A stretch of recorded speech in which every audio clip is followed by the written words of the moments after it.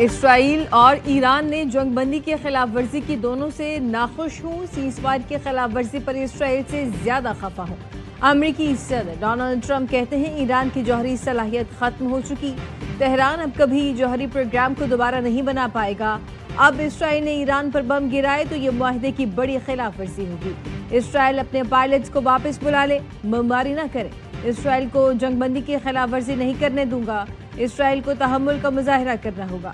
Trump के अमेरिकी news channels खासतौर पर CNN पर तनकीद, कहा हमारे B2 पायलट ने बेहतरीन काम किया लेकिन CNN जाली खबरें फैला रहा है।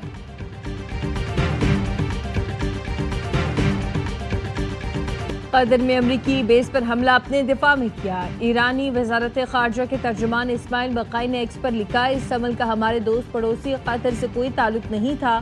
खित्ते के बरादर मुल्कों में तफरका पैदा नहीं होने देंगे।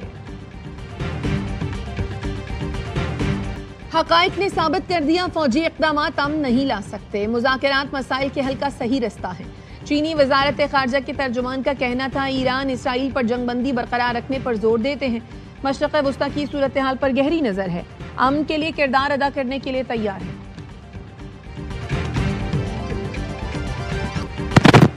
9 मई के 8 मुकदमात में बानी PTI की जमानत की दरखास्तें मुस्तरद। लाहौर हाई कोर्ट के जस्टिस शहबाज रिजवी की सरबराही में 2 रुकनी बेंच ने फैसला सुनाया।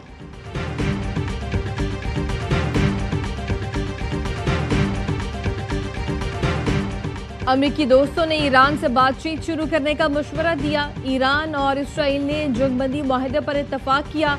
उम्मीद है इसराइल और ईरान में सीज़फायर कायम रहेगा। कतरी वज़ीर आज़म की लेबनान के वज़ीर आज़म के साथ मुश्तरका प्रेस कॉन्फ्रेंस, कहा कतर में अमेरिकी अड्डों पर ईरान के हमले की शदीद मजम्मत करते हैं। ईरान के हमले पर हैरत हुई। अमेरिकी अड्डे पर ईरानी हमले से खित्ते में आदम इस्तेहकाम पैदा हुआ।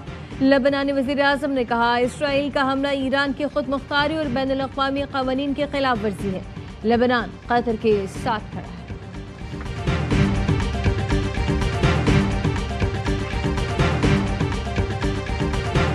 ईरान ने जंग बंदी तोड़कर मिसाइल दाग दिए। इसराइल का दावा, ईरान ने मिसाइल हमले की तरदीद कर दी। इसराइली वज़ीर दिफा ने भरपूर जवाबी कार्रवाई की हिदायत कर दी। इसराइली वज़ीर खजाना ने कहा, हमारे जवाब से तेहरान अब काम पूछेगा।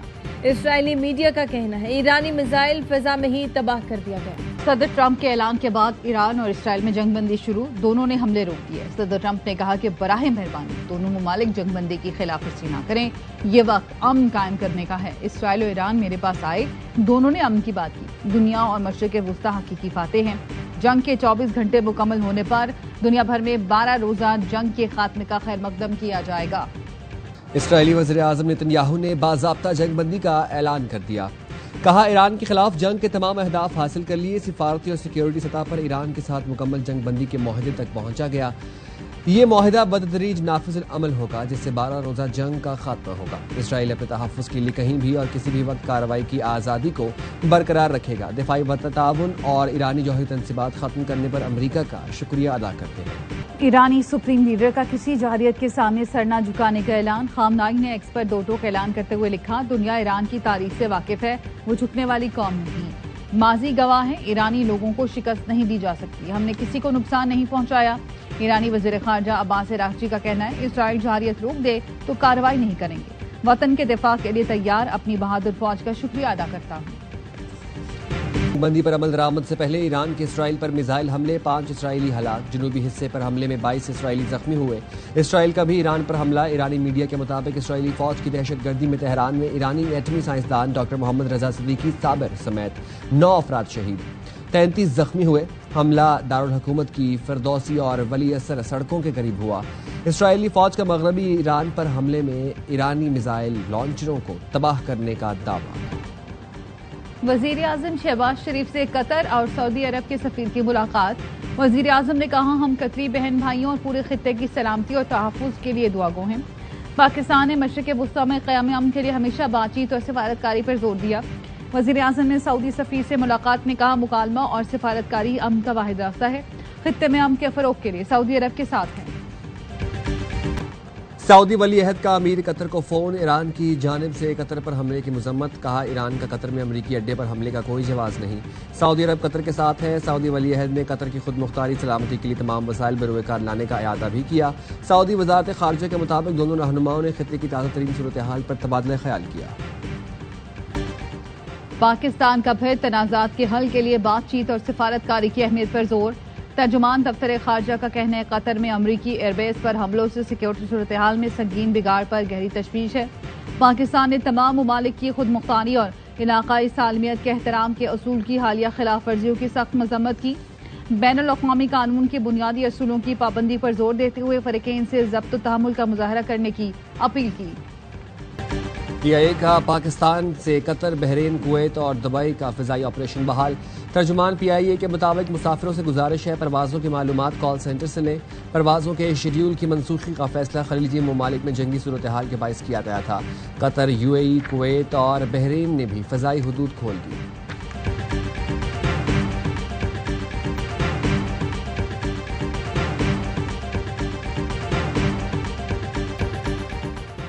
हमने आवाम की ज़रूरतों और उमंगों से बजट को जोड़ा। मरीम नवाज की हुकूमत आवाम को रिलीफ देने की हुकूमत है।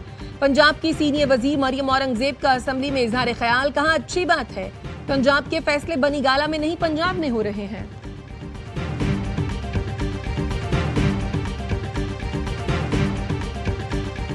ये अखराजात इंतहाई मजबूरी में करते हैं। ये भूल जाएं कि कटौती की तहरीकें मंजूर होंगी। वज़ीर आला सिंध मुराद अली शाह का सिंध असम्बली में इजहार ख्याल, कहा सिंध का तरक्याती बजट दीगर सूबों से ज्यादा है।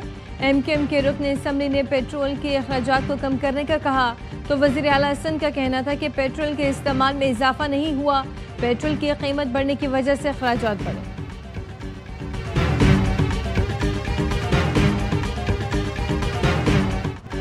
और ना दहिंदगान की वजह से बिल देने वाले बिजली सार्फिन को भी लोड शेडिंग करके सजा दी गई। नेपरा ने के इलेक्ट्रिक को शो कॉज नोटिस जारी कर दिया।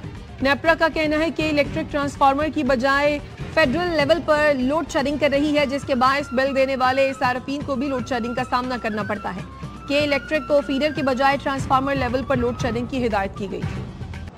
पाकिस्तान स्टॉक एक्सचेंज में जबरदस्त तेजी के बाद दोबारा कारोबार का आगाज। 100 इंडेक्स में 6,556 पॉइंट्स का इजाफा। इंडेक्स की 1,22,700 से ज़ायद पॉइंट्स पर ट्रेडिंग।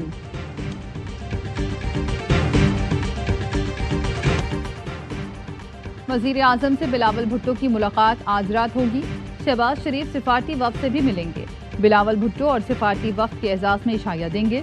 बिलावल भुट्टो वजीर आजम को सिफारती दौरे से मुतालिक ब्रीफिंग और रिपोर्ट पेश करेंगे। गैर मुल्की दौरों की मुलाकातों पर एतमाद मिलेंगे। बजट सिफारिशात तस्लीम करने पर वजीर आजम का शुक्रिया अदा करेंगे। ज़राए का कहना है मुलाकात में मुल्की और खित्ते की सूरत हाल, ईरान इसराइल कशीदगी और सीज फायर पर बात होगी।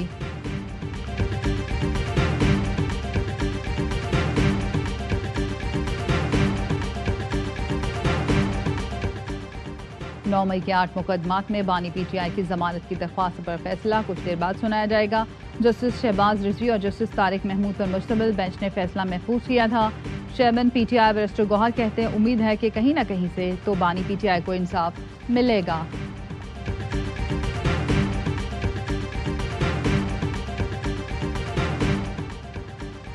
वाटर टैंकर ने कराची के एक और शहरी की जान ले ली। शराफी गोट फ्यूचर मोड़ के करीब वाटर टैंकर की टक्कर से मोटरसाइकिल सवार नौजवान जाम भाग।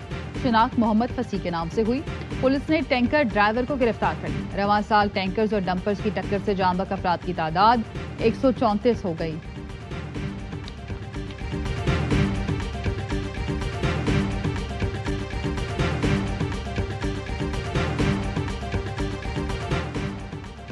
मानशहरा के इलाके कागान लड़ी के करीब कार खाई में गिर गई। मियां बीवी जाम भाग। 1.5 साल का बच्चा मौजाना तौर पर महफूज रहा।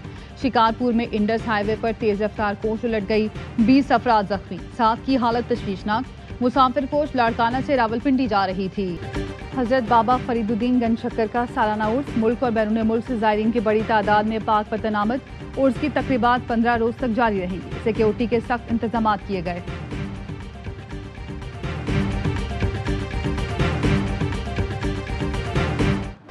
मुल्क के बेशतर शहरों में आज बारिश की पेशगोई। बालाई खैबर पख्तूनख्वा, कश्मीर और शिमाल मशरकी पंजाब में रात के वक्त बारिश मुतवक्के। मैदानी इलाकों में मौसम गर्म रहेगा। कराची में दर्जा हरारत 36 डिग्री सेंटीग्रेड तक रहेगा। और दादू प्रेस क्लब के सामने फायरिंग से 2 सहाफ़ी जख्मी। पुलिस के मुताबिक फायरिंग से मुसल्लह शख्स भी मारा गया। शनाख्त मोहम्मद अली खास खैली के नाम से हुई। पिस्तौल बरामद कर लिया गया।